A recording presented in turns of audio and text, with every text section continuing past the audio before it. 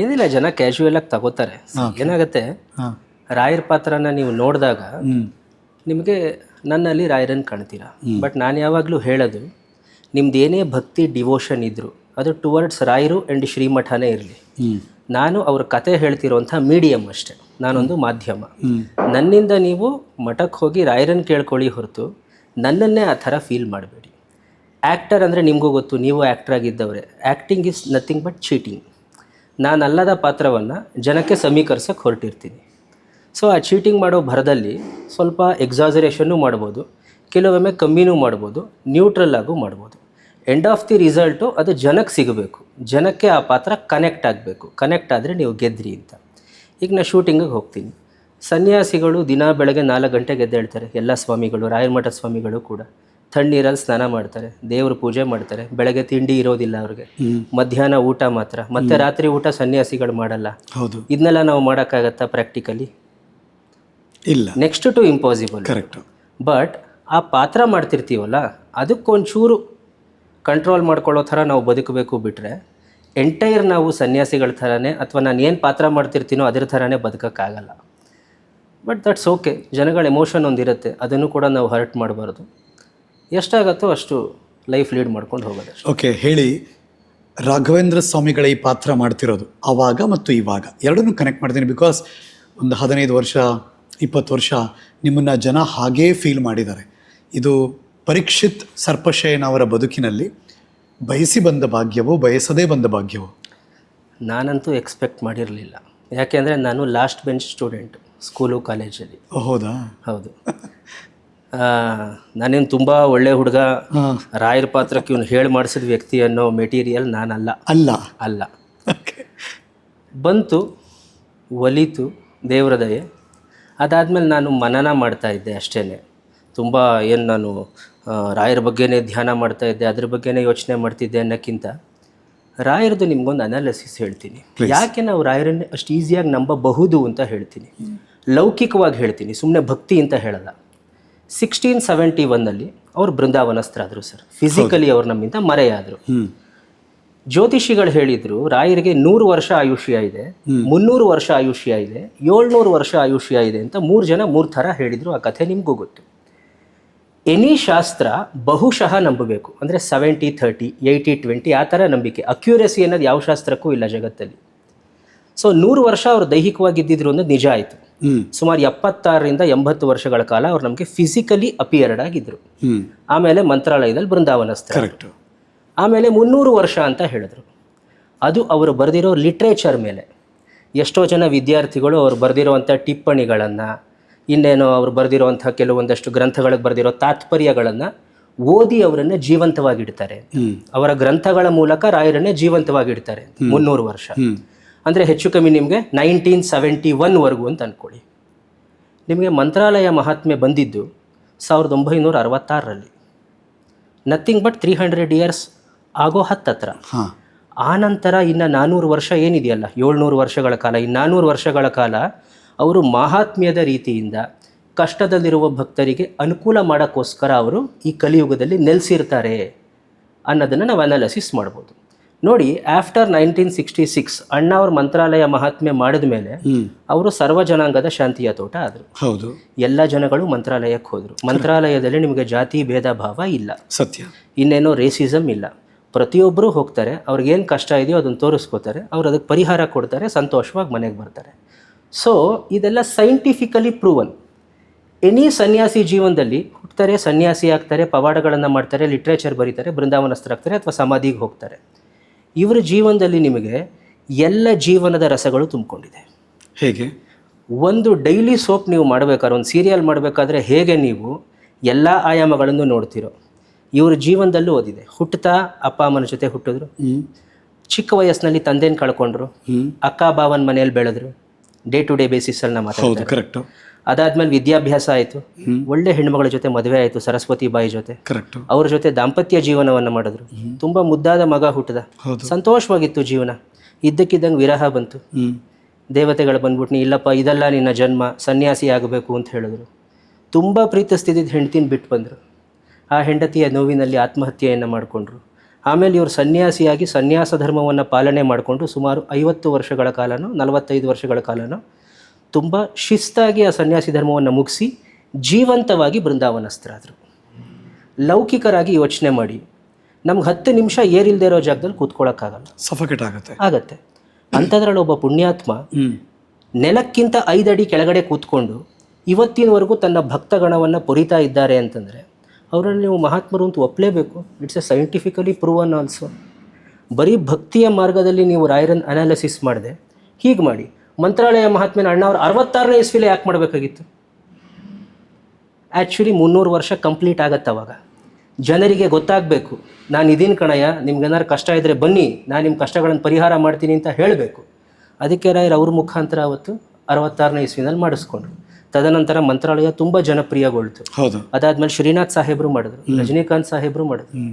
ಅದಾದ್ಮೇಲೆ ರಾಘವೇಂದ್ರ ವೈಭವ ಬಂತು. ಇವಾಗ ರಾಘವೇಂದ್ರ ಮಹಾತ್ಮೆ ಬರ್ತಾ ಇದೆ. ಇವತ್ತು ಮಂತ್ರಾಲಯ ಬೇರೆನೇ ಸ್ತರದ ಪುಣ್ಯಕ್ಷೇತ್ರ ಆಗಿದೆ. ತಿರುಪತಿ ಬಿಟ್ಟರೆ ಇವತ್ತು ಮಂತ್ರಾಲಯದಲ್ಲಿ ಅತಿ ಹೆಚ್ಚು ರಶ್ ಇರುತ್ತೆ. ಪ್ರೂವ್ ಆಯ್ತಲ್ಲ ನಿಮಗೆ. ಅವತ್ತು ಹೇಳಿದ್ದು 700 ವರ್ಷಗಳ ಕಾಲ ಅವರು ಮಹಾತ್ಮ್ಯದ ಮುಖಾಂತರ ಇರ್ತಾರೆ ಅಂದಿದ್ದು ಪ್ರೂವ್ ಆಯ್ತಲ್ಲ. ಎಷ್ಟೋ ಜನ ಸಾಕ್ಷಿಯಾಗಿ ನಿಂತಿದ್ದಾರಲ್ಲ. ನಾನೇನು ಸುಳ್ಳು ಹೇಳಬೇಕಾದಿಲ್ಲ. ನೀವು ನಾಳೆ ಗುರುವಾರ, ಇವತ್ತು ಗುರುಪೂರ್ಣಿಮೆ, ನಾಳೆ ಗುರುವಾರ ನೀವು ಹೋದರೆ ಮಠದ ಮುಂದೆ 100 ಜನ ಕಣ್ಣೀರು ಹಾಕೊಂಡು ನಮಸ್ಕಾರ ಹಾಕ್ತಿರ್ತಾರೆ. ಅನುಭವ ಇಲ್ಲದೆ ಯಾರೂ ಕಣ್ಣೀರು ಹಾಕಲ್ಲ ಸರ್. ಅಗ್ರಿ. ಹೌದಲ್ವಾ? ಹೌದೌದು. ಇದು ಕೇವಲ ಎಮೋಷನಲ್ ಮ್ಯಾಟ್ರ್ ಅಲ್ಲ, ಸೈಂಟಿಫಿಕಲಿ ಪ್ರೂವನ್ ಮ್ಯಾಟ್ರ್. ನೀವು 10 ಸನ್ಯಾಸಿಗಳನ್ನು ನೋಡಿರ್ತೀರ. ಈ ಸನ್ಯಾಸಿಗಿರುವಷ್ಟು ರಂಗು ಬೇರೆ ಯಾವ ಸನ್ಯಾಸಿಗೂ ಇರೋಕ್ಕೆ ಸಾಧ್ಯ ಇಲ್ಲ. ಅದಕ್ಕೆ ಕಲಿಯುಗದಲ್ಲಿ ರಾಯರು ಅಂತ ಹೇಳೋದು. ಕಲಿಯುಗದ ಕಲ್ಪತರು. ಎಸ್. ನಮಗೊಂದು ವಿಚಾರ ಹೇಳಿ. ಎಲ್ಲರ ಹಾಗೆ ನಿಮ್ಮ ಬದುಕು ಶುರುವಾಯಿತು. ನೀವು ಅದೇ ಥರದ ಹುಡುಗ, ಅದೇ ಥರದ ಜೀವನ ನಡೆಸಿರೋರು. ಹೌಸ್ ಯುವರ್ ಚೈಲ್ಡ್ಹುಡ್ ಹೆಂಗೆ? ಅಂದರೆ ನಿಮಗೆ ನೆನಪಿರೋ ಹಾಗೆ ರಾಯರ ಫೋಟೋ ಯಾವಾಗ ನೋಡಿದ್ದು ಫಸ್ಟ್ ಟೈಮ್? ನಾನು ಹುಟ್ಟಿದ್ದು ಮೈಸೂರಲ್ಲಿ. ಓಕೆ. ನಮ್ಮ ಅಪ್ಪ ಅಮ್ಮ ಇಬ್ಬರು ಗೌರ್ಮೆಂಟ್ ಸರ್ವೆಂಟ್ಸ್. ನಮ್ಮ ತಂದೆ KSRTC ಸರ್ವಿಸ್ ಮಾಡೋರು, ನಮ್ಮ ತಾಯಿ ಗೌರ್ಮೆಂಟ್ ಸ್ಕೂಲ್ HM ಆಗಿದ್ದರು. ಬೇಸಿಕಲಿ ನಾನು ಅವರಿಗೆ ಸಂಬಂಧಪಟ್ಟ ಕಮ್ಯುನಿಟಿಯಿಂದ ಬಂದಿದ್ದೆ. ಆದ್ದರಿಂದ ನನಗೆ ಈ ಸೋಂದ ಅಂತ ಒಂದು ಕ್ಷೇತ್ರ ಇದೆ, ಮಂತ್ರಾಲಯ ಅಂತ ಒಂದು ಕ್ಷೇತ್ರ ಇದೆ, ಇವೆರಡಕ್ಕೆ ನಾವು ತುಂಬ ಹಚ್ಕೊಂಡಿದ್ವಿ. ವರ್ಷಕ್ಕೊಮ್ಮೆ ಅಪ್ಪನಿಗೆ ವಾರ್ಷಿಕ ಪಾಸ್ ಸಿಗ್ತಾ ಇತ್ತು. 1 ತಿಂಗಳುಗಳ ಕಾಲ ಫ್ಯಾಮಿಲಿಯವರು ಫ್ರೀಯಾಗಿ ಎಲ್ಲಿಗೆ ಬೇಕಾದ್ರೆ ಹೋಗ್ಬೋದು, ಓಡಾಡ್ಬೋದು ಫ್ಯಾಮಿಲಿಯವರು. ನಾನು, ಅಪ್ಪ ಅಮ್ಮ, ನಮ್ಮ ಅಜ್ಜಿ. ನೀವು ಒಬ್ಬರೇ ಮಗನಾ? ನಾನು ಒಬ್ಬನೇ ಮಗ. ಓಕೆ. ಸೊ ಹಾಗಾಗಿ ನಾವು ಪ್ರತಿ ವರ್ಷ ಆ ಪಾಸ್ ಸಿಕ್ಕಿದಾಗ ಶಿರಸಿ, ಮಂತ್ರಾಲಯ, ಉಡುಪಿ, ಧರ್ಮಸ್ಥಳ, ಕರ್ನಾಟಕದ ಬಸ್ಸು ಎಲ್ಲೆಲ್ಲಿ ಹೋಗುತ್ತೋ ಅಲ್ಲೆಲ್ಲ ಹೋಗ್ತಾ ಇದ್ವಿ. Fix March April. ಅಂದ್ರೆ ಒಂದು ವರ್ಷದ ಒಂದು ಪಿಲ್ಗ್ರಿಮ್ಸ್ ಟೂರ್ ಇದ್ದೇ ಇರುತ್ತೆ. ಹೌದು. ಮೈಸೂರಿಂದ ಮ್ಯಾಕ್ಸಿಮಮ್ ಮೀರಜ್ವರೆಗೂ ಬಸ್ ಹೋಗುತ್ತಾ, ನಾವು ಕೊಲ್ಲಾಪುರ, ಪಂಡ್ರಾಪುರ ಎಲ್ಲ ಕವರ್ ಮಾಡ್ಕೊಂಡ್ ಬರ್ತಾ ಇದ್ವಿ. ಶಿರ್ಸಿವರೆಗೂ ಬಸ್ ಹೋಗುತ್ತಾ, ಸೋಂದ ಅದು ಇದು ಸುತ್ತಾಡ್ಕೊಂಡ್ ಬರ್ತಾ ಇದ್ವಿ. ಮಂತ್ರಾಲಯಕ್ಕಂತೂ ಯಾವ ಕಾಲಕ್ಕೂ ಬಸ್ ಇದೆ. ಮೈಸೂರಿಂದ ಬೆಂಗಳೂರಿಂದ ಮಂತ್ರಾಲಯಕ್ಕೆ ಹೋಗ್ತಾ ಇದ್ವಿ. ತಮಿಳ್ನಾಡು ಕಡೆಗೆ ಬಂದ್ರೆ ಮಧುರೈ ತನಕ ಬಸ್ ಇತ್ತು ಮೈಸೂರಿಂದ. ಮಧುರೈಗೆ ಹೋಗಿ ಅಲ್ಲಿಂದ ನಾವು ತಂಜಾವೂರು, ಚಿದಂಬರಂ, ಆ ಕಡೆ ಮಧುರೈ ದೇವಸ್ಥಾನ, ರಾಮೇಶ್ವರಕ್ಕೆ ಮತ್ತೆ ತಮಿಳ್ನಾಡು ಬಸ್ಸಲ್ಲಿ ನಾವು ಟಿಕೆಟ್ ತೊಗೊಂಡು ಹೋಗ್ತಾ ಇದ್ವಿ. ಈ ಥರ ನಾವು ನಮ್ಮ ಅಪ್ಪ ಅಮ್ಮ ನಮ್ಮನ್ನು ಸುತ್ತಾಡಿಸ್ತಾ ಇದ್ವಿ. ಸೊ ಅಲ್ಲಿಂದನೂ ರಾಯರ ಪರಿಚಯ ಇದೆ. ಆದರೆ ನಾನು ಯಾವತ್ತೂ ಮಂತ್ರಾಲಯಕ್ಕೆ ಹೋದಾಗ ತುಂಬ ಶಿಸ್ತಾಗಿ ನಮಸ್ಕಾರ ಮಾಡಿದೆ, ಸೇವೆ ಮಾಡಿದೆ ಅಂತಿಲ್ಲ. ಅಪ್ಪ ಅಮ್ಮನ ಜೊತೆ ಹೋಗ್ತಾ ಇದ್ದೆ, ಅವರೆಷ್ಟು ಸುತ್ತ ಹೊಡೆಯೋರು ಅಷ್ಟೇ ಹೊಡಿತಾ ಇದ್ದೆ. ಕೆಲವೊಮ್ಮೆ ಸೋಂಬೇರ್ತನ ಆದರೆ ಅಲ್ಲೇ ಪಕ್ಕದ ಕಟ್ಟೆ ಮೇಲೆ ಕೂತಿದ್ದು ಇದೆ. ನೀವು ಹೋಗಿ ಬನ್ನಿ, ನಾನು ಕೂತಿರ್ತೀನಿ. ಪರಿಚಯ ಇತ್ತು, ರಾಯರದ ಪರಿಚಯ ಇತ್ತು. ಚಿಕ್ಕ ವಯಸ್ಸಲ್ಲೇ ಶ್ಲೋಕಾದಿಗಳನ್ನು ಹೇಳ್ಕೊಡೋರು. ತನ್ಮುಖಾತ್ ನಮಗೆ ರಾಯರ ಪರಿಚಯ ಇತ್ತು, ಅದರಲ್ಲಿ ಯಾವುದೇ ಅನುಮಾನ ಇಲ್ಲ. ಬಟ್ ಹೇಗೆ ಹೇಳಿ, ಯಾವ ಶ್ಲೋಕ ಚಿಕ್ಕ ಹುಡುಗ ಆಗಿದ್ದಾಗ ನಿಮಗೆ ರಾಯರ ಬಗ್ಗೆ ಇದ್ದ ಶ್ಲೋಕ ಯಾವುದು? Do you remember? ಯೂನಿವರ್ಸಲ್ ಶ್ಲೋಕ, ಪೂಜ್ಯಾಯ ರಾಘವೇಂದ್ರಾಯನೇ ಪ್ರತಿಯೊಬ್ಬರಿಗೂ ಫಸ್ಟ್ ಹೇಳ್ಕೊಡೋ ಶ್ಲೋಕ. ಅದಾದ್ಮೇಲೆ ರಾಘವೇಂದ್ರ ಸ್ತೋತ್ರ ಅಂತ ಒಂದಿದೆ. ಅದನ್ನ ಅವರ ಪರಮ ಡಿವೋಟಿ ಅಪ್ಪಣ್ಣಾಚಾರ್ ಅಂತ ಇದ್ದಾರೆ. ಹೌದು. ಬಿಚ್ಚಾಲಿನಲ್ಲಿ ಅವ್ರದ್ದು ಜಾಗ. ಅಲ್ಲಿಯೂ ಕೂಡ ಮನೆ ಇದೆ. ರಾಯರ ಜ್ಯೋತಿರ್ ಬೃಂದಾವನ ಇದೆ. ನಾಟ್ ಮೃತ್ತಿಕಾ ಬೃಂದಾವನ, ಜ್ಯೋತಿರ್ ಬೃಂದಾವನ. ನಿನಗೆ ವಯಸ್ಸಾಯ್ತು ಕಣಯ್ಯ, ನಿನಗೆ ಎವ್ರಿ ಡೇ ಬಿಚ್ಚಾಲಿಯಿಂದ ಮಂತ್ರಾಲಯ ತನಕ ವಾಕಿಂಗ್ ಮಾಡ್ಕೊಂಬಂದು ನಿಂಗೆ ನನಗೆ ನಮಸ್ಕಾರ ಹಾಕಕ್ಕಾಗಲ್ಲ ಅಂತ ಹೇಳ್ಬಿಟ್ಟು ರಾಯರು ಒಂದು ಜ್ಯೋತಿಯ ರೂಪದಲ್ಲಿ ಬಂದಾಗ ಅಲ್ಲೊಂದು ಬೃಂದಾವನವನ್ನು ಸ್ಥಾಪನೆ ಮಾಡ್ತಾರೆ. ಅಗೈನ್ ಹೇಳ್ತೀನಿ, ಪ್ರಾಕ್ಟಿಕಲಿ ಥಿಂಕ್ ಮಾಡಿ. ಜ್ಯೋತಿ ಬಂದ ತಕ್ಷಣ ಅಲ್ಲಿ ಟಪ್ ಅಂತ ಬೃಂದಾವನ ಬಂದದ್ದಲ್ಲ. ಜ್ಯೋತಿ ಬಂದು ಅಲ್ಲಿ ನಿಲ್ತು ಅಲ್ಲಿ ಇವರು ಬೃಂದಾವನವನ್ನು ಕಟ್ಟಿದ್ರು. ಇದು ವಾಸ್ತವ. ಅಲ್ಲಿ ಒಂದು ಜ್ಯೋತಿರ್ ಬೃಂದಾವನ ಇದೆ. ಸೊ ಅಲ್ಲಿಗೆಲ್ಲ ನಾವು ಹೋಗ್ತಾ ಇದ್ವಿ. ಆ ಥರದಲ್ಲಿ ಯಾವ ಶ್ಲೋಕ ಡು ಯು ರಿಮೆಂಬರ್? ಅದು ಎಸ್, ರಾಘವೇಂದ್ರ ಸ್ತೋತ್ರ ಅಂತ ಅಪ್ಪಣ್ಣಾಚಾರ್ಯರು ಬರೆದಿದ್ದದು. ಅದನ್ನು ಯೂಶಲಿ ನಾನು ಬೆಳಗ್ಗೆ ಹೊತ್ತು ಹೊರಡಬೇಕಾದ್ರೆ ನನ್ನ ಕೆಲಸಗಳಿಗೆ ನಾನು ಕಾರ್ ಡ್ರೈವ್ ಮಾಡ್ಕೊಂಡು ಹೋಗ್ತಾ ಆ ಟೈಮ್ ಲ್ಯಾಪ್ಸಲ್ಲಿ ಅದನ್ನು ಹೇಳ್ಕೊಂಡು ಹೋಗ್ತಾ ಇರ್ತೀನಿ ಮೂಡಿದ್ರೆ. ಎಷ್ಟು ನಿಮಿಷದ್ದು? ಅದೊಂದು 36-38 ಶ್ಲೋಕ ಇರುವಂತಹ ಒಂದು ಸ್ತೋತ್ರ. ಅದು ಒಂದು ಚಿಕ್ಕದಾಗ ಒಂದು ಝಲಕ್ ಕೊಡ್ಬೋದಾ? ಹೇಗೆ ಅದೊಂದು ಸ್ಟಾರ್ಟಿಂಗಲ್ಲಿ ಅದು ಶ್ರೀಪೂರ್ಣ ಬೋಧ ಗುರುತೀರ್ಥ ಪಯೋಬ್ಧಿಪಾರ ಕಾಮಾರಿಮಾಕ್ಷ ವಿಷಮಾಕ್ಷ ಶಿರಸ್ಪೃಶಂತಿ ಅಂತ ಸ್ಟಾರ್ಟ್ ಆಗುತ್ತೆ. ಅವರು ಅವಾಗೆಲ್ಲ ತುಂಗಭದ್ರಾ ನದಿ ಭಾಳ ಜೋರಾಗಿ ಹರಿತಾ ಇತ್ತಂತೆ. ಇವಾಗೆಲ್ಲ ರೋಡ್ ಆಗಿದೆ, ರಾಯಚೂರು ರೋಡಿಂದ ಮಂತ್ರಾಲಯ ಕನೆಕ್ಟ್ ಆಗುತ್ತೆ ಬಿಚ್ಚಾಲಿಗೆ. ಆವಾಗ ನೀವು ನದಿಯನ್ನು ದಾಟಿದ್ರೆ ಮಂತ್ರಾಲಯ, ಜೋರು ಹೋಗ ಪ್ರವಾಹದ್ದು. ಅಪ್ಪಣ್ಣಾಚಾರ್ಯರಿಗೆ ವಯಸ್ಸಾಗಿದೆ, ಈ ಅಪ್ಪಣ್ಣಂಗೆ ನಾನು ಬೃಂದಾವನಸ್ಥ ಆಗ್ತಿದ್ದೀನಿ ಅಂತ ಹೇಳ್ಬಿಟ್ರೆ ಎಲ್ಲ ನನ್ನ ಬಿಡಲ್ವೋ ಅಂತ ರಾಯರು ಅವ್ರಿಗೆ ಹೇಳಿದೆ ಮಂತ್ರಾಲಯಕ್ಕೆ ಹೋಗಿರ್ತಾರೆ ಬೃಂದಾವನಸ್ಥಳಕ್ಕೆ. ಆಗ ಅವ್ರಿಗೆ ತುಂಬ ದುಃಖ ಆಗಿ ಕಣ್ಣಲ್ಲಿ ನೀರು ತುಂಬಿಕೊಂಡು ಅವರ ಶಾಟಿ ಇರುತ್ತಲ್ಲ, ಶಾಲು, ಅದನ್ನು ನದಿಯ ಮೇಲೆ ಹಾಕಿ ಈ ಶ್ರೀಪೂರ್ಣ ಬೋಧಗುರು ಅಂತ ಸ್ಟಾರ್ಟ್ ಮಾಡಿಕೊಂಡು ಅದ್ರ ಮೇಲೆ ನದಿಯ ಮೇಲೆ ನಡ್ಕೊಂಡು ಬರ್ತಾರೆ ಮಂತ್ರಾಲಯಕ್ಕೆ. ಅದು ರಾಯರ ಆ ಭಕ್ತಿಪೂರ್ವಕ ಸ್ತೋತ್ರದಿಂದ ಆದ ಪವಾಡ ಅಷ್ಟೆ. ಆ ಈಜುಕೊಂಡು ಅವ್ರು ಬರೋ ಅಷ್ಟೊತ್ತಿಗೆ ರಾಯರು ಬೃಂದಾವನಸ್ಥರಾಗ್ಬಿಟ್ಟಿರ್ತಾರೆ. ಅವರು ನೆಲದ ಕೆಳಗೆ ಕೂತು ಅವರಿಗೆ ಸಾಲಿಗ್ರಾಮದಿಗಳಿಂದ ಮುಚ್ಚಿ ಆ ಏನು ಶಿಲೆ ಇದೆ ಅದನ್ನು ಕಟ್ಬಿಟ್ಟಿರ್ತಾರೆ ಶಿಷ್ಯ ವೃಂದದವರು. ಯೋಗೀಂದ್ರ ಗುರುಗಳು ಅದಕ್ಕೆ ಪೂಜೆ ಮಾಡ್ತಾ ಇರ್ತಾರೆ ಚರಮ ಶ್ಲೋಕ ಹೇಳಿಕೊಂಡು. ಆಗ ಇವ್ರು ಬಂದು ತಡೆಯೋಕ್ಕಾಗದೆ ಗದ್ಗದಿತರಾಗಿ ಒಂದು ಕಡೆಗೆ ನಿಲ್ಲಿಸ್ಬಿಡ್ತಾರೆ ಶ್ಲೋಕನ. ಆಗ ರಾಯರ ಬೃಂದಾವನದಿಂದ ಒಂದು ವಾಕ್ಯ ಬರುತ್ತೆ, ಸಾಕ್ಷಿ ಹಯಾಸ್ಯೋತ್ರಹಿ ಅಂತ. ಅಂದರೆ ಈ ಸ್ತೋತ್ರಕ್ಕೆ ಹಯಗ್ರೀವ ದೇವರೇ ಸಾಕ್ಷಿ.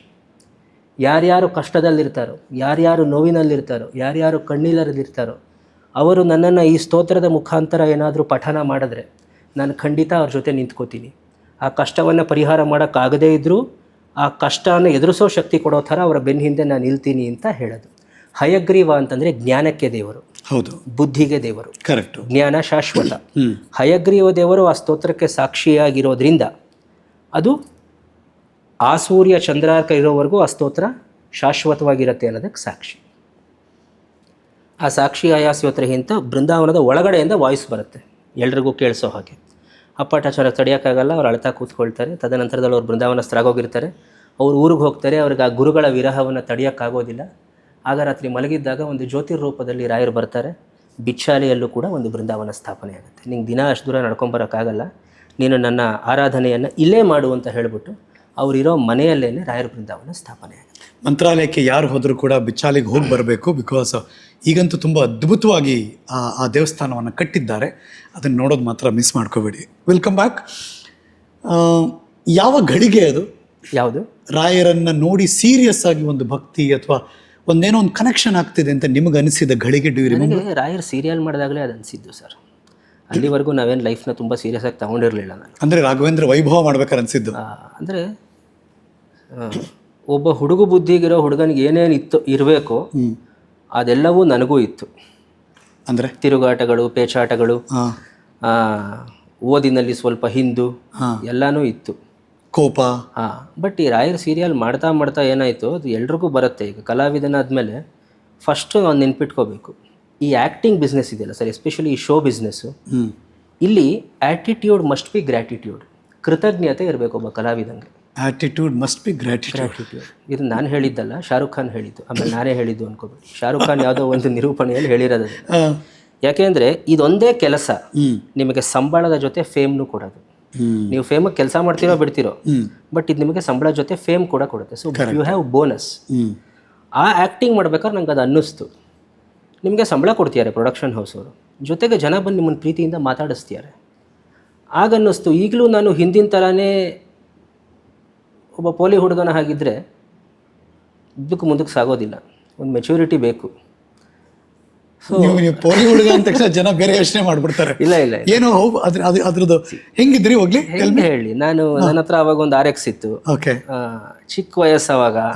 ಇಷ್ಟೆಲ್ಲ ನಾನು ದಪ್ಪ ಗುಂಡ್ಗೂ ಇರಲಿಲ್ಲ, ಸಣ್ಣಗಿದ್ದೆ. ಬಸವನಗುಡಿ ರೋಡಲ್ಲಿ ನಾನು ಗಾಡಿನ ವೀಲಿಂಗ್ ಮಾಡುವೆ. ಇತ್ತು. ರಾಘವೇಂದ್ರ ವೈಭವ ಮಾಡಿದಾಗ ಆ ಗಾಡಿನ ಮಾರದೆ ನಾನು. ಯಾಕೆ ಅಂತಂದರೆ ಅದಕ್ಕೆ ಪೆಟ್ರೋಲ್ ಹಾಕಕ್ಕೆ ದುಡ್ಡು ಇರಲಿಲ್ಲ ಅಂತ. ಮೈಲೇಜ್ ತುಂಬ ಕಮ್ಮಿ ಕೊಡ್ತಿತ್ತು. ನನ್ನ ಫ್ರೆಂಡ್ ಹತ್ರ ತಗೊಂಡಿದ್ದೆ 5 ಸ್ಪೀಡ್ RX. ಚೆನ್ನಾಗಿ ಆಲ್ಟರ್ ಮಾಡಿಸಿದ್ದೆ ಗಾಡಿ. ಗೊತ್ತಾಗ್ತಾ ಇತ್ತು. ಹೌದು ಹೌದು. ನಾನು APS ಸಂಜಯ್ ಕಾಲೇಜಲ್ಲಿ ಓದಿದ್ದು. ಸೊ ಆ ಟೈಮಲ್ಲಿ ನಾವು ಹೌದು, ಅಂದರೆ ನಾನು ಎಕ್ಸಾಮ್ ಕಟ್ಟಿದ್ದು ಅದ್ರ ಮುಖಾಂತರ. ಸೊ ಹಾಗಾಗಿ ಆ ಥರ ಗಾಡಿ ಓಡಿಸೋದು ಗೊತ್ತಾಗ್ತಾ ಇತ್ತು ನನ್ನ ಫ್ರೆಂಡ್ಸ್ಗೆ ನಾ ಬಂದೆ ಅಂತ. ಅದೆಲ್ಲ ಇತ್ತು ಸರ್. ಅದೆಲ್ಲ ಇತ್ತು. ಪುಂಡಾಟಿಕೆ ಎಲ್ಲ ಇತ್ತು. ಮನೇಲಿ ಹೇಳಿದ್ದನ್ನ ಕೇಳಿಸ್ಕೊಳ್ದೇ ಇರೋ ಹುಡುಗ. ನಮ್ಮ ತಾತನ ಮನೆ ಇತ್ತು ಬಸವನಗುಡಿ, ವೆರಿ ಮೈನ್ ಕನ್ಸರ್ವೆನ್ಸಿನಲ್ಲೇ ಇತ್ತು ಅವ್ರ ಮನೆ. ಸೊ ಹೆಚ್ಚಿಗೆ ನನ್ನ ಬಾಲ್ಯ ಆ ಒಂದು ಯೌವನಕ್ಕೆ ನಾವು ಟರ್ನ್ ಆಗ್ತೀವಿ, ಆ ಒಂದು ಟೀನೇಜ್ ಟೈಮಲ್ಲಿ ನಾನು ಬಸವನಗುಡಿನಲ್ಲಿದ್ದೆ. ಚೆನ್ನಾಗಿ ಎಂಜಾಯ್ ಮಾಡಿದೆ. ಹೌದು, ಫೈನಾನ್ಷಿಯಲಿ ಫ್ಯಾಮಿಲಿ ಹೇಗಿತ್ತು? Well settled? ವೆಲ್ ಸೆಟಲ್ಡ್ ಅನ್ನೋಕ್ಕಿಂತ ಒಂದು beautiful middle class family. Family, okay. ನಮ್ಮ ಅಪ್ಪ ಅಮ್ಮ ನನ್ನ ಚೆನ್ನಾಗಿ ನೋಡ್ಕೊಂಡಿದ್ದಾರೆ, ಅದೆಲ್ಲ ಏನು ತೊಂದರೆ ಇಲ್ಲ. ಅಪ್ಪ KSRTC ನಲ್ಲಿದ್ದರು, ಅಮ್ಮ ಗೌರ್ಮೆಂಟ್ ಸ್ಕೂಲ್ HM ಆಗಿದ್ದರು. ಸೊ ಮೈಸೂರಿಂದ ಬೆಂಗಳೂರಿಗೆ ಯಾಕೆ ಬಂದಿದ್ದು ನೀವು? ಅಂದರೆ ಏನಾಯಿತು, ನನ್ನ ಹೆಸರು ಪರೀಕ್ಷಿತ ಅಂತ ಯಾಕೆ ಇಟ್ಟರು ಅಂದರೆ ನಾನು ಹುಟ್ಟಿದಾಗ ಬದುಕೋ ಸ್ಥಿತಿಯಲ್ಲಿ ಇರಲಿಲ್ವಂತೆ. ತುಂಬ ಇನ್ನೇನು ಹೋಗ್ಬಿಡ್ತಾನೆ ಅನ್ನೋ ಥರ ಪರಿಸ್ಥಿತಿ ಇದ್ದಾಗ ಮೈಸೂರಲ್ಲಿ CFTRI ಇದೆ. ಹೌದು. ಅಲ್ಲೊಂದೇನೋ ಹೊಸದೊಂದು ರಿಸರ್ಚ್ ಆಗಿರೋ ಒಂದು ಫುಡ್ ಇತ್ತು, ಸಮಥಿಂಗ್ ಮಕ್ಕಳಿಗೆ ಬೇಸ್ಡ್. ವಾಮನ್ ರಾವ್ ಬಾಪಟ್ ಅಂತ ಮೈಸೂರಲ್ಲಿ one of the beautiful paediatrician, ಇವತ್ತಿಗೂ ಇದ್ದಾರೆ. 95 ಇಯರ್ಸ್ ಸರ್ ಅವ್ರಿಗೆ. ಇವತ್ತಿಗೂ ಅವ್ರದ್ದು ಕ್ಲಿನಿಕ್ ಇದೆ ಮೈಸೂರಲ್ಲಿ, ವಾಮನ್ ರಾವ್ ಬಾಪಟ್ ಅಂತ. ಅವ್ರ ಹತ್ರ ಕರ್ಕೊಂಡು ಹೋದ್ರು. ಮಗುಗೆ ಹಿಂಗೆ ತಿಂದರೆ ಹಾಗೆ ಕೆಳಗಡೆ ಬಂದ್ಬಿಡೋದು, ಅರಗ್ತಾನೆ ಇರಲಿಲ್ಲ. ಹಾಗಿದ್ದಾಗ ಏನೋ ಒಂದು ಫುಡ್ ಸಜೆಸ್ಟ್ ಮಾಡಿದ್ರು. ಆಗಿನ ಕಾಲಕ್ಕೆ ಪಾಪ ಕಷ್ಟನೋ ನಷ್ಟನೋ ನಮ್ಮಪ್ಪ ಇದು ಮಾಡಿ, ನಮ್ಮಪ್ಪ ಉಡುಪಿಗೆ ಭಾಳ ನಡ್ಕೊಳ್ಳೋರು, ಉಡುಪಿ ಶ್ರೀ ಕೃಷ್ಣಂಗೆ ಭಾಳ ನಡ್ಕೊಳ್ಳೋರು. ಅವ್ರು ಕೃಷ್ಣಂಗೆ ಒಂದು ಹರಕೆ ಹೊತ್ತರು, ಈ ಮಗು ಬದುಕಿದ್ದಾರೆ, ನಿನ್ನ ಹತ್ರ ಕಳಿಸ್ತೀನಿ, ನಿನ್ನ ಹತ್ರನೇ ಓದಕ್ಕೆ ಬಿಟ್ಬಿಡ್ತೀನಿ, ನಿನ್ನ ಜವಾಬ್ದಾರಿಗೆ ಬಿಟ್ಬಿಡ್ತೀನಿ, ಬದುಕಿಸು, ಒಂದೇ ಮಗು ಇರೋದು ನನಗೆ ಅಂತ. ಏನೋ ಆಯಿತು, ಅದು ಯಾವುದೋ CFTRI ಯಾವುದೋ ಫುಡ್ ತಂದರು, ಹಾಕಿದ್ರು, ಬದುಕಿಬಿಟ್ಟೆ. ಸತ್ತು ಬದುಕಿದ್ದಕ್ಕೆ ಹೆಸರು ಪರೀಕ್ಷಿತ ಅಂತ ಇಟ್ಟರು. ಓ, ಇದು ಹಿಂಗ ಲಾಜಿಕ್ ಇದು. ಆಯಿತಾ? ಓಕೆ. ಪರೀಕ್ಷಿತ ಅಂತ ಹೆಸರಿಟ್ಟ ಮೇಲೆ ನನ್ನನ್ನು ಸುಮಾರು ಒಂದು 10 ವರ್ಷಕ್ಕೇನೋ ಬೆಂಗಳೂರಿನ ಒಂದು ಗುರುಕುಲಕ್ಕೆ ಸೇರಿಸಿದ್ರು. ಓ, ಗುರುಕುಲಕ್ಕೆ ಸೇರಿಸಿದ್ರು. ಹಾಂ. ಸೊ ಬೆಂಗಳೂರಲ್ಲಿ ನಮ್ಮ ತಾತ ಇದ್ರು, ನಮ್ಮ ತಾಯಿಯ ಚಿಕ್ಕಪ್ಪ ಇದ್ರು, ಅವ್ರು ಬಸವನಗುಡಿನಲ್ಲಿದ್ದರು. ಸೊ ಹಾಗಾಗಿ ಬಸವನಗುಡಿ ಅಜಿತಾತನ ಮೇಲೆ ಓದಿರೋದು? ಹೌದು, ಅಜಿತಾತನ ಮೊದಲು ಓದಿದ್ದು ನಾನು. ಓಕೆ. ಸೊ ಅಲ್ಲಿ ಓದ್ಕೊಂಡು ನಾನು ನನ್ನ ಜೀವನ ರೂಪಿಸ್ಕೊಂಡಿದ್ದು.